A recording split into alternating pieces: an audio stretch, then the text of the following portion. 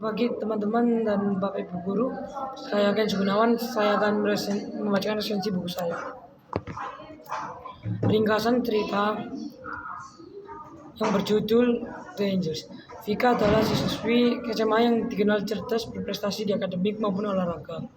Hidupnya berjalan normal sampai suatu siang ketika Vika berkunjung ke sebuah toko buku. Tanpa diduga, Vika dituduh mencuri oleh satpam. Meski membela diri, ia tetap diminta ikut ke ruang pemeriksaan dalam perjalanan menuju kantor satpam. Vika melihat dua pria yang sebelumnya ia temui di depan sekolah. Awalnya, Vika mengira mereka kenalan satpam, namun situasi berubah mencekam ketika salah satu dari mereka mengeluarkan pistol dan menembak satpam tepat di pelipis. Vika langsung dibekap, tangannya diikat dan diseret ke arah minibus. Ia tidak bisa melawan, namun di saat genting itu seorang pemuda misterius muncul dan melawan para penculik.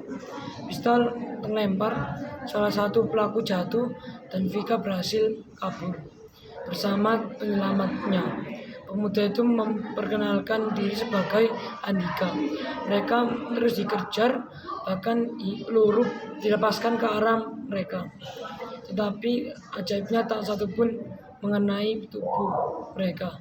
Sementara itu, keluarga dan teman Vika melapor ke polisi karena Vika tidak bisa dihubungi.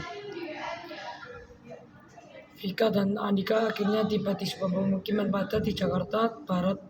Di sana Andika mengusulkan agar mereka melarikan diri ke Singapura.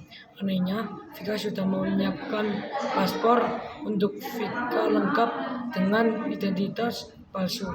Vika mulai curiga, namun Andika mengungkap rahasia mengejutkan. Vika adalah satu-satunya genoid B yang tersisa. Hasil eksperimen ilmuwan bernama Profesor Shahid. DNA-nya dimodifikasi agar sempurna secara fisik, cepat, kuat, dan cerdas, di atas rata-rata. Selama ini Vika memang jarang sakit, selalu unggul di sekolah, dan memiliki stamina luar biasa. Semua itu ternyata bukan kebetulan. Dua pria yang mengejarnya ingin memanfaatkan tubuh Vika untuk kepentingan militer. Namun, musibah lain menimpa. Saat kembali ke rumah, Vika mendapati ibunya tewas dan semua bukti mengarah padanya.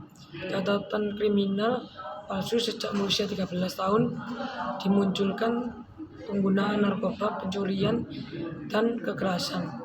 Reputasinya hancur di mata semua orang, bahkan ayah sahabatnya Reni yang seorang polisi tak bisa membantunya. Vika dijebloskan ke penjara. Di balik jeruji, Andika kembali menolong Vika melarikan diri. Namun kepercayaan Vika runtuh ketika Andika mengaku bukan anak Profesor Shahid, melainkan agen CIA yang ditugaskan menangkapnya. Ia menginginkan DNA Vika untuk kepentingan negaranya. Vika marah dan mencoba kabur sendiri. Vika sempat menyaksikan pemakaman ibunya dari kejauhan, lalu mencoba menemui sahabatnya Reza. Sayangnya, ia malah dijebak dan kembali ditangkap. Penyelidikan Vika kemudian membawanya pada rahasia besar proyek genoid sebenarnya dirancang oleh 3 orang Prastaja Reni, Sani, dan Subhanowo. Awalnya proyek ini bekerja sama dengan CIA, tetapi terhambat anggaran. Militer Indonesia akhirnya bersedia mendanai dengan tujuan menciptakan manusia super untuk operasi rahasia. Konflik memuncak ketika Vika mengetahui bahwa data DNA miliknya tersimpan di markas khusus.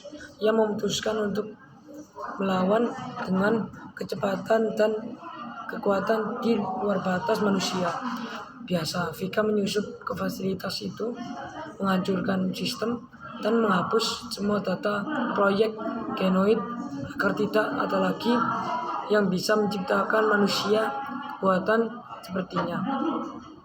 Pertempuran berlangsung sengit, pasukan militer dan agen asing terlibat, ledakan terjadi dan Vika nyaris tertangkap. Pada akhirnya Vika berhasil melarikan diri, namun konsekuensinya Vika menjadi buronan internasional. Semua negara yang pernah terlibat dalam proyek itu kini mengincarnya. Vika pun meninggalkan Indonesia, menyamar di luar negeri, dan bertekad menggagalkan siapapun yang berusaha menghidupkan kembali proyek Genoid. Alasan memilih buku karena terlihat dari sinopsis yang menarik, yaitu menegangkan dan penuh aksi dan misteri. Kelebihan novel, alur cerita penuh ketegangan dengan perpaduan misteri, aksi, dan konspirasi tingkat tinggi. Tokoh utama yang kuat, mandiri tetapi tetap memiliki kerentanan emosional, membuat pembaca mudah berempati. Kekurangan novel, beberapa adegan berlangsung cepat sehingga pembaca tidak sempat menikmati ketegangan secara maksimal. Pesan moral, kekuatan luar biasa yang dimiliki Vika bukanlah untuk dijadikan kekuatan untuk mengintimidasi dan membunuh orang.